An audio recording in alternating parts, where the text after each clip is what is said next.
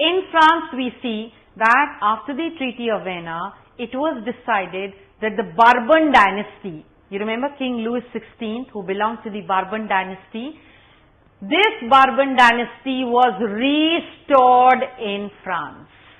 So once again, they have moved back from the old government that they had shifted to a new kind of government. Again, they had to move back. And all the annexed states which were actually annexed by Napoleon were liberated, were restored. This Treaty of Vienna was actually meant for restoring monarchy in Europe. You see how things are continuing?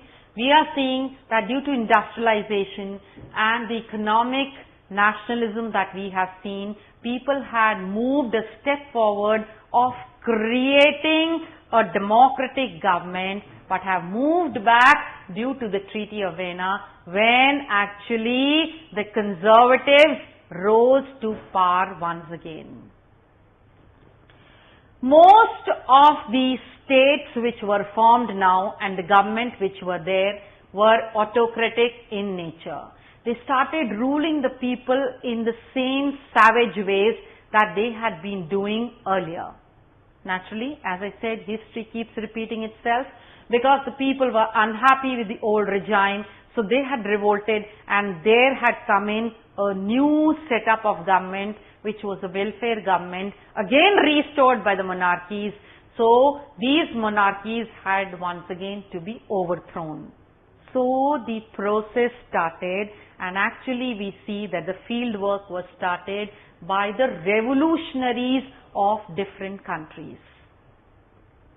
The first step of this was actually started by Giuseppe Mazzini, about whom I have already told you that he started with 3 secret societies in Italy, that is the Carbonari, the Young Italy and Young Europe, who started working against the government which was autocratic in nature.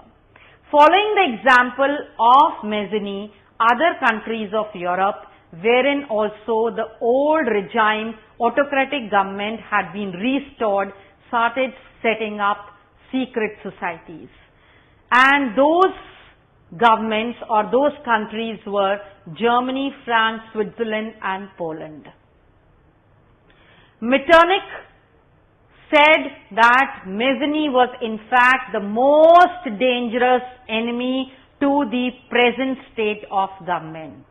So you see, this is the making of nationalism in Europe, which you must quickly revise by saying that due to industrialization there came about economic revolution in the country, growing up of the middle class, which asked for demands to liberate themselves, followed by conservatism or followed by the conservative rule and followed by autocratic rules and setting up of these secret societies.